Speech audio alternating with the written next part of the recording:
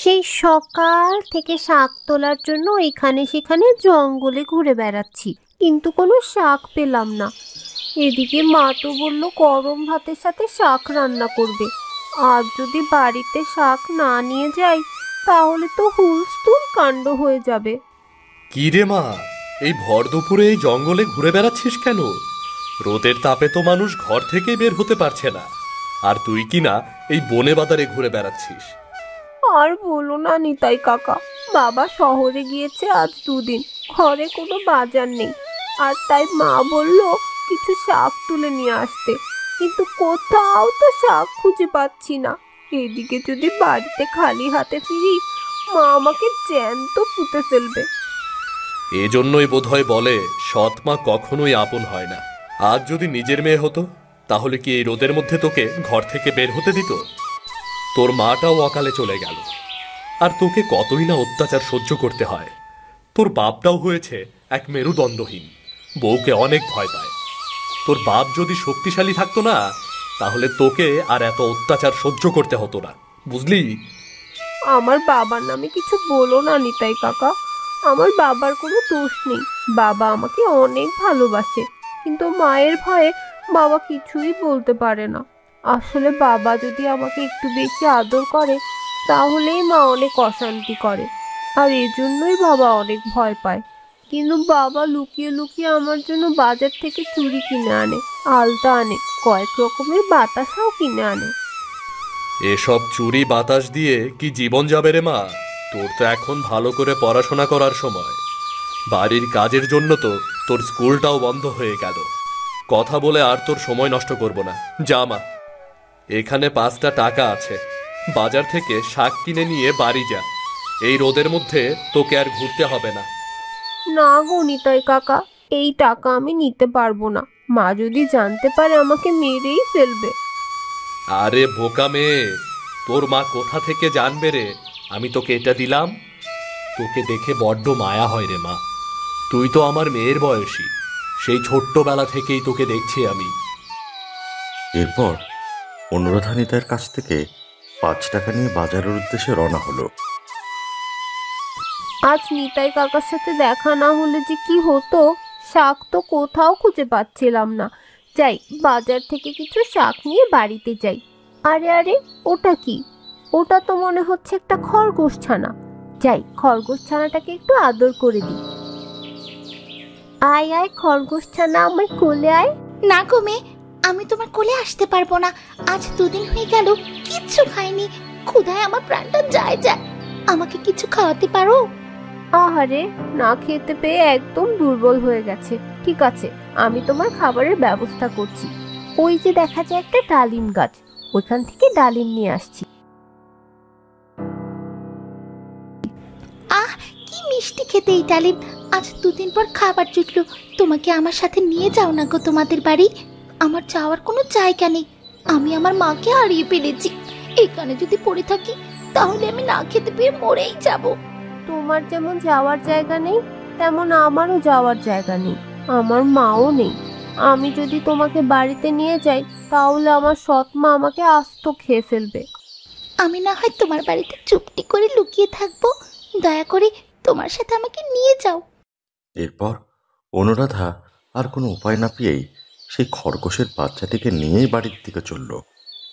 এদিকে অনুরাধা যখন সেই খরগোশের বাচ্চাটিকে নিয়ে বাড়ি ফিরল, তখন তার জন্য খুব খারাপ পরিস্থিতি অপেক্ষা করছিল। এই যে বাড়িতে ফিরলেন আমাদের জমিদার কন্যা, এই যে সকালবেলা বাড়ি থেকে বের হয়েছিস আর ফিরলি কিনা দুপুরবেলা। তোকে যে বললাম শাক নিয়ে এলে রান্না চড়াবো, আমি তো ভাত রান্না করে বসেই আছি। কোথায় ছিলি তুই এতক্ষণ? আজ তোকে আমি মেরেই ফেলবো। আহ মা, ছাড়ো, কষ্ট লাগছে। আমার কথাটা আগে শোনো, মেরো না মা। সকাল থেকে বনে বাজারে শাক খুঁজে বেড়াচ্ছিলাম, কোথাও শাক পাইনি গো মা। বিশ্বাস করো আমার কথা। এই হতচ্ছাড়ি, এই খরগোশকে আবার কোথা থেকে ধরে নিয়ে এলি? হ্যাঁ, তোর নিজেরই তো খাবার জোটে না, আবার খরগোশকে তুই কি খাওয়াবি? হ্যাঁ, এই খরগোশের কথা তুমি চিন্তা করো না মা, ওর খাবার আমি জোগাড় করব, তা নিয়ে তোমাকে ভাবতে হবে না। তুমি শুধু ওকে একটু থাকতে দাও। তোর মতো অপয়া অলক্ষ্য মেয়েকে যে থাকতে দিয়েছি এটাই তো বেশি। তোর মা তো মরেই গিয়ে বেঁচেই গেল, আর তোকে আমার ঘরে ফেলে দিয়ে গেছে। আমারও বেঁচে থাকার আর কোনো ইচ্ছা নেই মা। তোমার মার খেতে খেতে আমার জীবনটাই শেষ হয়ে গেল। কি ব্যাপার খানা? হ্যাঁ মল্লিকা, বাইরে থেকে তোমার আওয়াজ পাওয়া যাচ্ছে। এত জোরে চিৎকার করছো কেন?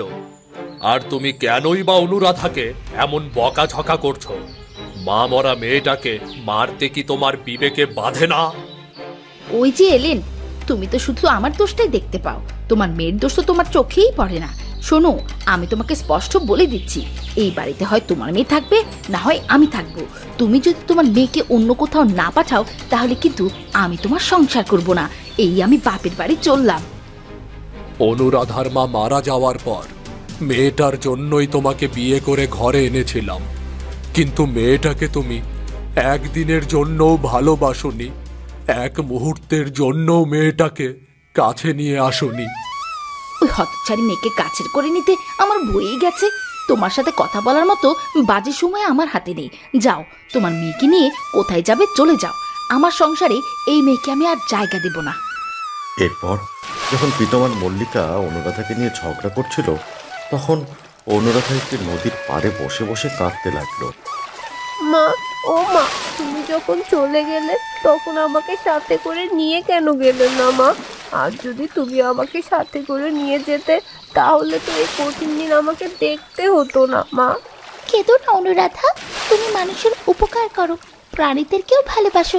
দেখবে একদিন তুমি তোমার এই ভালো কাজের ফল নিশ্চয়ই পাবে। আমার জন্য আশীর্বাদ করো খরগোশছানা। তোমার জন্য তো কিছুই করতে পারলাম না, আর তাই তোমাকে আজকে এই নদীর পাড়ে ছেড়ে দিয়ে যাচ্ছি। দেখলে তো আমার সৎ মা কতই না অশান্তি করলো। হ্যাঁ ঘুমে, আমি বুঝতে পেরেছি। আমি চলে যাচ্ছি, তুমি কোনো চিন্তা করো না। তোমার ভালো কাজের ফল তুমি নিশ্চয়ই পাবে। যাওয়ার সময় আমি তোমাকে একটা কথা বলে গেলাম। খরগোশটির জন্য অনুরাধার অনেক মন খারাপ হলো, কিন্তু ঠিক এমন সময় অনুরাধা নদীর পাড়ে একটা মানুষকে পড়ে থাকতে দেখলো। আরে আরে, ওটা কি? ওটা তো দেখতে পাচ্ছি একটা মানুষ। এই নদীর পাড়ে মানুষটা কোথা থেকে এলো? মানুষটার সাহায্যের প্রয়োজন, তাকে সাহায্য করি, তা না হলে তো সে মরেই যাবে। এই যে, শুনতে পাচ্ছেন? আমার কথা কি শুনতে পাচ্ছেন আপনি? কোথায়?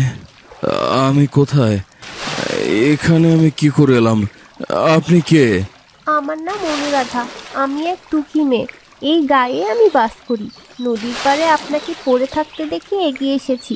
আপনাকে আমার সাথে করে বাড়িতে নিয়ে যাব। আপনার সেবার প্রয়োজন, তা না হলে আপনি আরও অসুস্থ হয়ে যাবেন।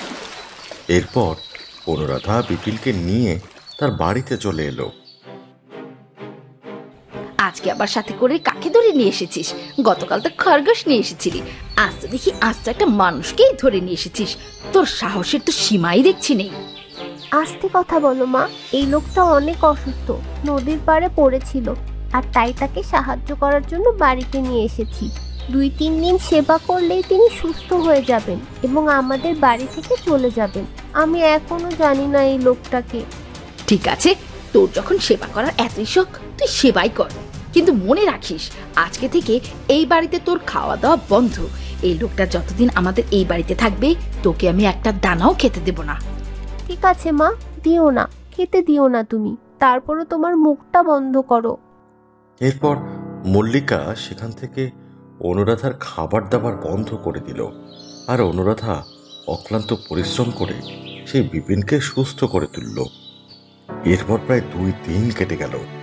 অনুরাধা অক্লান্ত পরিশ্রম করে ধীরে ধীরে তাকে সুস্থ করে তুলল। সে কিছুটা দুর্বলতা কাটিয়ে উঠল। বাবা বিপিন, আজ তোমার শরীর কেমন লাগছে? 2 দিন ধরে তো ঠিক মতো খেতেও পারছো না। তোমার পরিবারের সবাইকে তো খবর দিতে হবে। আজ একটু সুস্থ বোধ করছি। আমার পরিবারে আমার মা বাবা সবাই আছে, আমি তাদের খবর পাঠাবো। এই নিয়ে আপনাদের ভাবতে হবে না। তা কি করে তুমি নদীতে ভেসে এলে আমাদের বলো। আমরা তো তোমার জন্য অনেক দুশ্চিন্তা করছি বাবা। আমি এক বণিক পরিবারের সন্তান, বাণিজ্যের উদ্দেশ্যে রওনা হয়েছিলাম, আর তখনই নৌকা ডুবে হয়ে আমি নদীতে ভেসে যাই। এরপর আপনার মেয়ে আমাকে এই বাড়িতে নিয়ে আসে। আপনার মেয়ের কাছে আমি চিরকৃতজ্ঞ থাকব। মা মরা মেয়ে আমার জীবনে কখনো সুখের মুখ দেখেনি, সারা জীবন সৎ মায়ের অত্যাচার সহ্য করে এসেছে। এই তো শুরু করলে আবার ঘ্যান ঘ্যানানি। তোমার মেয়েকে যে আমি এই বাড়িতে আশ্রয় দিয়েছি এইটাই তো বেশি। এখন তোমার মেয়েকে বিয়ে দিয়ে বিদায় করো। আপনার মেয়ে অনুরাধার জন্যই আমি আবার নতুন জীবন ফিরে পেয়েছি। আর তাই যদি আপনি অনুমতি দেন তাহলে আমি অনুরাধাকে বিয়ে করে আমার সাথে করে নিয়ে যেতে চাই। শুধু কথা দিতে পারি, আপনার মেয়ের কখনোই কোনো অযত্ন হবে না। আমি অনেক ধনী পরিবারের সন্তান, আমাদের অর্থ সম্পদের কোনো অভাব নেই। আপনার মেয়ে রাজরানীর মতো থাকবে। কি বলছো তুমি? আমার মেয়েকে তুমি বিয়ে করবে? আমার মেয়েকে তুমি বিয়ে করবে? এ তো আমার 7 জন্মের ভাগ্য, আমার 7 জন্মের ভাগ্য এটা। শোনো বণিক, তোমাকে আমি সাবধান করেছি, এই অপয়া অলক্ষী মেয়ে তুমি বিয়ে করো না, তাহলে সারা জীবন তোমাকে পস্তাতেই হবে। থামুন আপনি। আপনাকে মা বলতেও আমার ঘেন্না হয়। কেমন মা আপনি? আপনি অনুরাধার উপর কতই না অত্যাচার করেছেন, আমি সব কিছুই দেখেছি। আর তাই আমি অনুরাধাকে ওর যোগ্য মর্যাদা দিয়ে আমার বাড়িতে নিয়ে যেতে চাই। দেখলি তো মা অনুরাধা, এজন্যই বলে ভালো মানুষের সাথে স্বয়ং ঈশ্বর বাস করে। তুই সারা জীবন ভালো কাজ করে এসেছিস, প্রাণীদেরকে ভালোবেসেছিস, মানুষকে সেবা করেছিস, তাদেরকে আশ্রয় দিয়েছিস। আর তাই বিধাতা আজকে তোকে রাজরানী বানাতে যাচ্ছে রে। তোর এই বিয়েতে কোনো আপত্তি নেই তো? না বাবা, আমার এই বিয়েতে কোনো আপত্তি নেই। তুমি আমাকে যেখানে দিয়ে দিবে আমি সেখানেই বিয়ে করতে রাজি। আমি শুধু তোমার মুখের হাসি দেখতে চাই বাবা। তাহলে তো হয়েই গেল। আপনি যদি অনুমতি দেন তাহলে আমি আমার বাবা মাকে খবর পাঠাই। হ্যাঁ বাবা, তুমি তোমার বাবা মাকে খবর পাঠাও। আমি এখানে বিয়ের আয়োজন করছি বাবা। এরপর বিপিন তার মা বাবাকে খবর পাঠালো এবং ধুমধাম করে অনুরাধার সাথে বিপিনের বিয়ে হয়ে গেল। বিপিন বিয়ে করে অনুরাধাকে তার বাড়িতে নিয়ে গেল। আর এভাবেই অনুরাধা তার ভালো কাজের ফলাফল পেল।